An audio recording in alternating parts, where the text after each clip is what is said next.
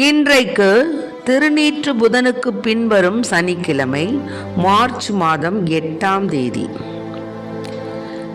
இன்று தேவன் நமக்கு தரும் ஜீவநீரூற்றான இறை வார்த்தைகள் புனித லூக்கா எழுதிய நற்செய்தி இயல் 5 இறை வார்த்தைகள் 27 32 முடிய. அக்காலத்தில் இயேசு சுங்கச்சாவடியில் அமர்ந்திருந்த லேவி என்னும் பெயருடைய வரி தண்டுபவர் ஒருவரை கண்டார். அவரிடம், என்னை பின்பற்றி வா என்றார்.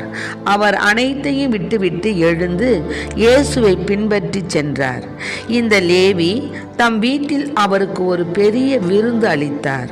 வரி தண்டுபவர்களும் மற்றவர்களும் பெரும் திரளாய் அவர்களோடு பந்தியில் அமர்ந்தார்கள்.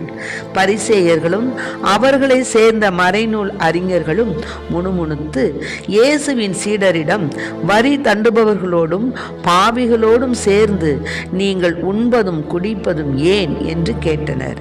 இயேசு அவர்களுக்கு மறுமொழியாக, நோய் அற்றவர்க்கு அல்ல, நோய் உற்றவர்க்கே மருத்துவர் தேவை.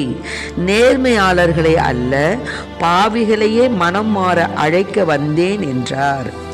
ஆண்டவரின் அருள்வாக்கு. கிறிஸ்துவே மக்கு புகழ்.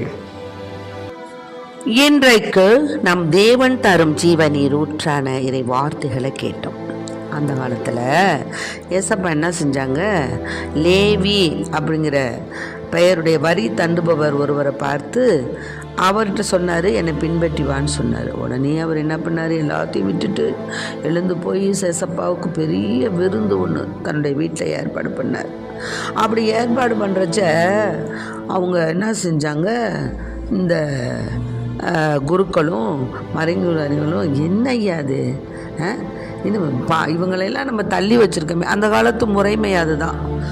பாவிகள், அந்த மாதிரி வரி தண்டுபவர்கள், அதாவது லேவி அப்படிங்கிறவங்க, அவங்களையெல்லாம் வரி தண்டுபவர், அவங்களையெல்லாம் நம்ம ஒதுக்கி வச்சுருக்குறோம். இப்படி போய் இந்த ஐயா என்ன பண்ணுறாரு, அவங்க ஒதுக்கினவங்களோட போய் சாப்பிட்றாரு, விருந்தில் உட்கார்றாரு.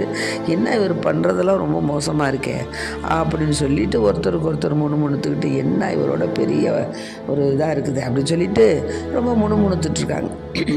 முணுமுணுத்துட்டு இயேசுவின் சீடரிடம் போய் கேட்குறாங்க, ஏப்பா உங்கள் சேசப்பாவுக்கு என்ன ஆயிடுச்சு, வரி தண்டுபவங்க பாவிங்க எல்லாரோடையும் போய் சேர்ந்து உட்கார்றாரு, சாப்பிட்றாரு அப்படின்னு சொன்ன உடனே அதுக்கு அவங்க ஏசப்பா சொல்கிறாரு, நோய் உற்றவருக்கு அல்ல, நோய் அற்றவருக்கு அல்ல, நோய் உற்றவருக்கு தான் டாக்டர் தேவை. இப்போ நோயாளி தானே டாக்டரை தேடி போவான், அது மாதிரி நோய் உற்றவங்களை தான் நான் தேடி வந்திருக்கிறேன், நோய் அற்றவங்களுக்கு இல்லை. நேர்மையாளர்கள் அல்ல, பாவிகளை தான் நான் தேடி வந்திருக்கேன். அப்படி போனால் தான் அவங்கள நம்ம என்ன செய்ய முடியும், மீட்க முடியும். பாவிகளுக்காகவே தன்னுடைய, அதாவது கல்வாரி மலையில் தன் திருரத்தை சிந்துவதற்காக பிதாவானவரால் பணிக்கப்பட்டுள்ளார் ஏசப்பா. அதான் அவருடைய டியூட்டி.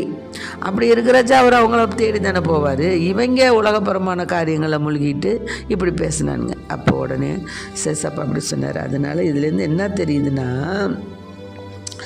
இப்போ நம்ம ஒருத்தருக்கு உதவி செய்கிறோம் அப்படின்னு சொன்னால் அவருடைய உண்மைத்தன்மை சில நேரத்தில் பொய்த்து போகும். இருந்தாலும் பரவாயில்ல, பொருளாதார உதவிகள் செய்வதில் இப்படிப்பட்ட ஏமாற்றங்கள் வரத்தான் செய்யும்.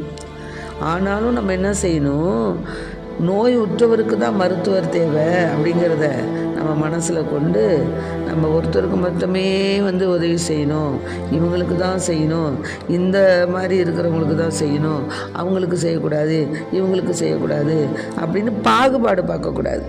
யாருக்கு உதவி தேவையோ அதை நம்ம என்ன செய்யணும், உடனே செய்யணும். அதுதான் தேவனுக்கு பிடித்தமானது. ஐய அவன் அந்த வல்லாச்சே, இவனாச்சே அப்படின்னு சொல்லி மனசில் நம்ம நினைக்கக்கூடாது. தொண்டுகள் செய்யணும் அப்படின்னு சொன்னால் ஆண்டவருக்காக நம்ம என்ன செய்யணும், எந்த ஒரு கௌரவமும் பார்க்கக்கூடாது, சிறப்பு அந்தஸ்தும் பார்க்கக்கூடாது. நாம் ஓடோடி செய்யணும். இன்னொன்று நமக்கு நன்மை செய்ய தெரிந்திருந்தும் அதை செய்யலைனாலும் குற்றங்கிறாரு. அதனால் நம்ம இப்போது எந்த ஒரு நிபந்தனையும் பார்க்காம, எந்த ஒரு ஒரு சட்டத்திட்டங்கள், அதாவது இவங்களுக்கு தானே செய்யணும், ஏன் அவங்களுக்கு செய்யக்கூடாது அப்படிலாம் நினைக்காம நாம் உடனடியாக யாருக்கு தேவையோ அவர்களுக்கு நம்மாலான உதவியை நம்ம செய்ய வேண்டும். அதுதான் இந்த தொண்டுகளின் பட்டியலை தான் இந்த நமக்கு ஆண்டவர் இங்கே கூறுறாரு. அதனால் தொண்டுகள் செய்வோர் மனநிலையில் என்ன செய்யணும்? பக்குவமாக இறை வாக்கு என்ன கூறுகிறதோ அதை நாம் மனதில் கொண்டு அந்த தொண்டுகளின் மூலமாக ஆசிரியை பெற்றுக்கொள்கிறோம், இறைவனிடத்தில் ஆசிரியை பெற்றுக்கொள்கிறோம். ஆகவே அன்பு பிள்ளைகளே, நம்மாலான உதவியை பிறருக்கு செய்திட நாம் நேரமோ காலமோ மற்ற வேறு எந்த ஒரு எதிர்மறை கருத்துக்களோ இல்லாது எல்லோருக்கும் சமமாக நாம் உதவி செய்ய, நம்மாலான உதவி செய்ய நாம் விரைவோம். அதுவே ஆண்டவருக்கு விருப்பம். இயேசுவுக்கு புகழ், இயேசுவுக்கு நன்றி. இயேசுவின் ரத்தம் எங்கள் ஜெயம். மரியே வாழ்க. நன்றி சொல்லாமல் இருக்கவே முடியாது பல நன்மை செய்த இயேசுவுக்கு. நன்றி நன்றி நன்றி என்று சொல்லி நாம் புகழ்வோம். ஆண்டவரை போற்றுவோம், நம் ஆண்டவரை போற்றுவோம். எத்தனையோ நன்மைகளை என் வாழ்வில் செய்தீரே, ஏராளமாய் நன்றி சொல்வோம். அத்தனையும் செய்து இயேசுவை புகழ்ந்து வாயார பாடுவோம், வாயார வாழ்த்துவோம். எத்தனையோ நன்மைகளை ஏராளமாய் செய்திட்ட தேவனை புகழ்ந்திடுவோம். அத்தனையும் செய்து நம் தேவனை என்றும் வாயார போற்றுவோம், பாமாலே வாழ்த்துவோம், வாயார போற்றுவோம், பாவாலே வாழ்த்துவோம்.